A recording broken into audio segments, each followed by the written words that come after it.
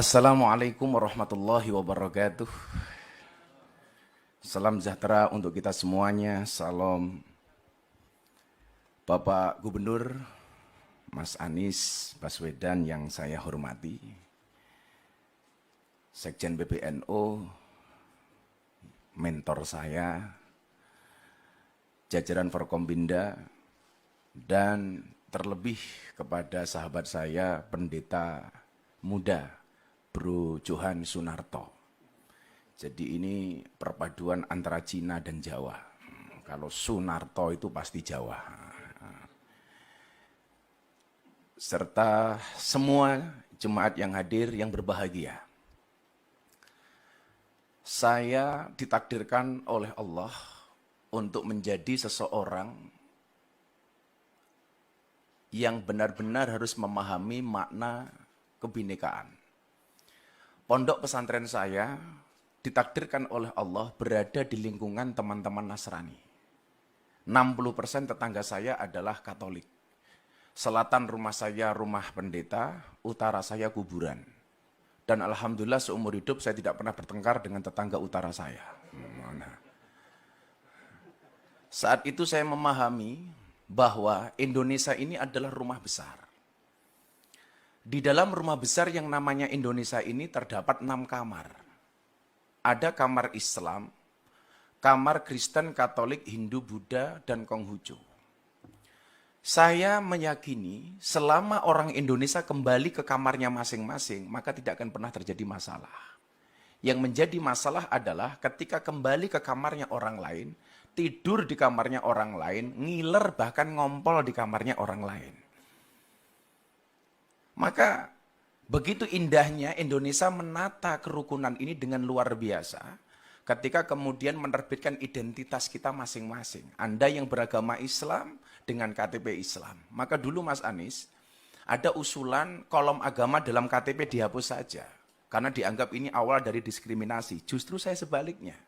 Menurut saya kolom agama dalam KTP tetap harus dipertahankan.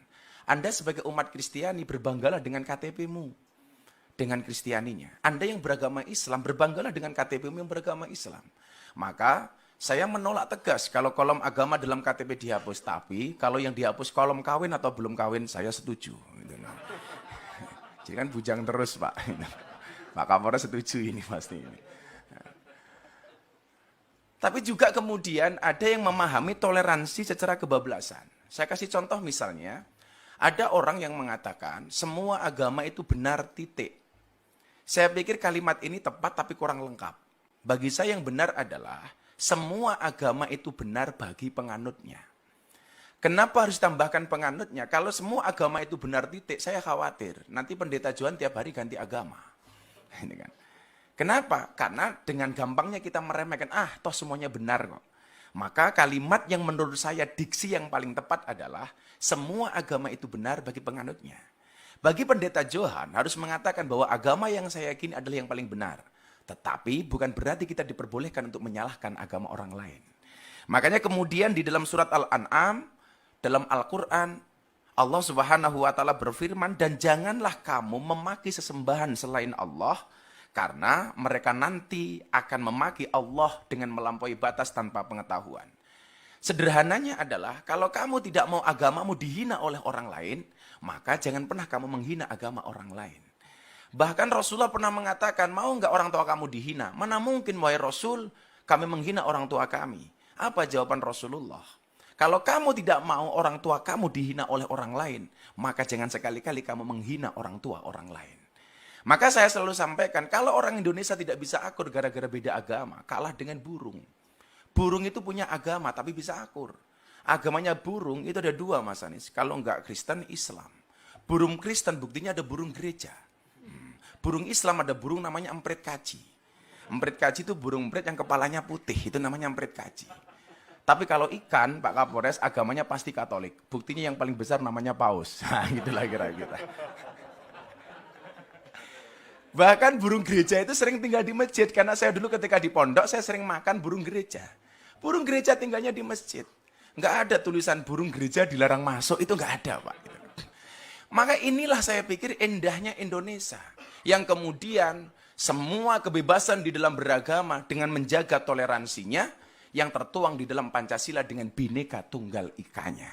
Maka sekali lagi, kalau kemudian kita bisa kembali ke kamarnya masing-masing, tidak akan terjadi masalah. Ingat Bapak Ibu, saya mencatat, toleransi menjadi sulit ketika orang lupa bahwa beragama itu untuk mengatur diri sendiri, bukan mengatur orang lain.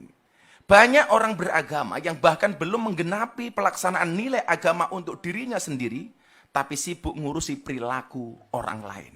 Tentunya ini kurang dibenarkan. Maka begitu indahnya hubungan saya dengan kawan-kawan Nasrani di pondok saya sampaikan barangkali Mas Anies, di tempat saya itu kalau ada orang Nasrani meninggal, mereka sembahyangan untuk mendoakan almarhum, kita yang Muslim datang Mas, di belakang. Kita nungguin, begitu nanti jatahnya makan, kita makan bareng. Ketika ada orang Islam meninggal dunia, kita tahlilan, teman-teman jemaat gereja nunggu di belakang. Ketika jatahnya makan-makan, kita makan bareng. Akidahnya tetap masing-masing, tetapi muamalahnya bisa kita lakukan bareng-bareng.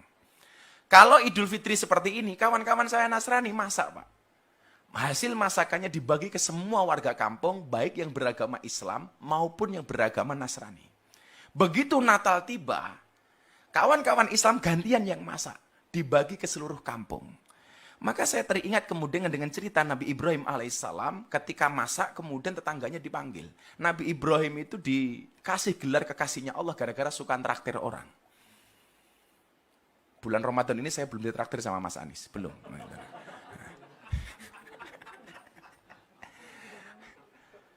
Nah, ketika makanan itu sudah ready sedia, Nabi Ibrahim memanggil seluruh tetangganya.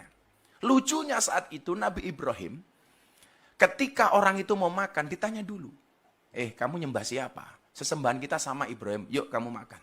Kamu nyembah siapa? Sesembahan kita sama Ibrahim, yuk kita makan. Sampai satu ketika, ada miss. Nabi Ibrahim bertanya, kamu nyembah siapa? Sorry Ibrahim, sesembahan kita beda. Aku menyembah yang lain, kamu menyembah Tuhanmu. Jawaban Ibrahim saat itu adalah, sorry kamu gak usah makan dulu. Kenapa? Sesembahan kita beda. Saat itu kemudian Nabi Ibrahim langsung ditegur oleh Allah. Ibrahim, kenapa dia gak dikasih makan? Tuhan, sesembahan dia beda dengan sembahanku. Apa jawaban Allah saat itu? Ibrahim, orang yang nyembah aku dan tidak nyembah aku, semuanya adalah hambaku. Yang nyembah aku kasih rizki. Yang tidak menyembah aku kasih rizki. Lah kamu loh Ibrahim, ngasih makan sekali kok kebanyakan syarat. Akhirnya orang itu dipanggil oleh Ibrahim, kemudian dikasih makan. Begitu indahnya kemudian Tuhan mengajarkan kepada kita kepada toleransi. Maka kemudian konsepnya adalah, dalam bahasa agama Islam, famang sa'afal yu'min, famang sa'afal yakfur. Anda mau berimanlah, enggak ya urusan kamu. Di dalam toleransi, sebagaimana ayat yang kita pahami, lakum dinukum waliyatin. Untukmu agamamu dan untukku agamaku. Pak Johan, satu saat Anda datang ke pondok saya. Kalau saya pengajian di pondok, Pak, yang datang 10.000 sampai 15.000. Itu artinya apa? Saya harus menyiapkan konsumsi 15.000 untuk jamaah. Dan bapak-bapak jemaat tahu, siapakah yang membantu istri saya untuk masak? Kawan-kawan Nasrani. Siapakah yang bantu parkir? Muda-mudi Katolik. Maka kemudian banyak pejabat yang datang ke tempat saya, kecuali satu, Mas Anies, kepending waktu itu. Maka yang lucu adalah ketika teman saya pendeta di Jogja, Gus, depan pondok ada kolam ya? Ada bro, kenapa? Boleh nggak saya mancing? Oh boleh. Akhirnya pendeta datang ke pondok saya, mancing di kolam depan pondok saya. Begitu masuk ke kolam renang, ke sawah, pendetanya bilang, Gus sorry, kaki saya korengan. Terus gimana bro? Pak pendeta gimana? Nggak boleh kena air, mbok tolong saya digendong.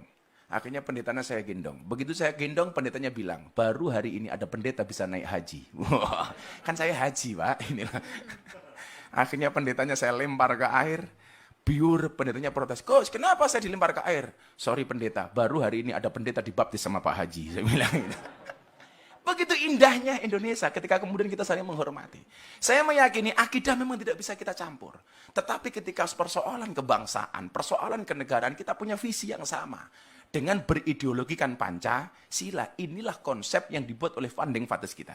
Barangkali untuk mengakhiri ini, Pak Gubernur, Pak Pendeta, dan semuanya, saya sampaikan, di saat aku menggenggam tasbihku, dan kamu menggenggam salibmu. Di saat aku beribadah ke Istiqlal, namun engkau ke katedral. Di saat bioku tertulis Allah Subhanahu wa taala dan biomu tertulis Yesus Kristus. Di saat aku mengucap assalamualaikum dan kamu mengucap salam.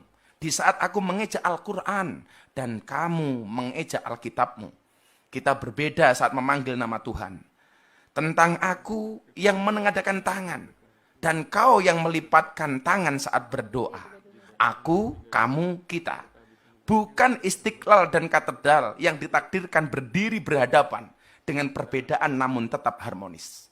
Andai saja mereka memiliki nyawa, apa tidak mungkin mereka saling mencintai dan menghormati antara satu dan yang lainnya. Terima kasih. Salam. Assalamualaikum warahmatullahi wabarakatuh.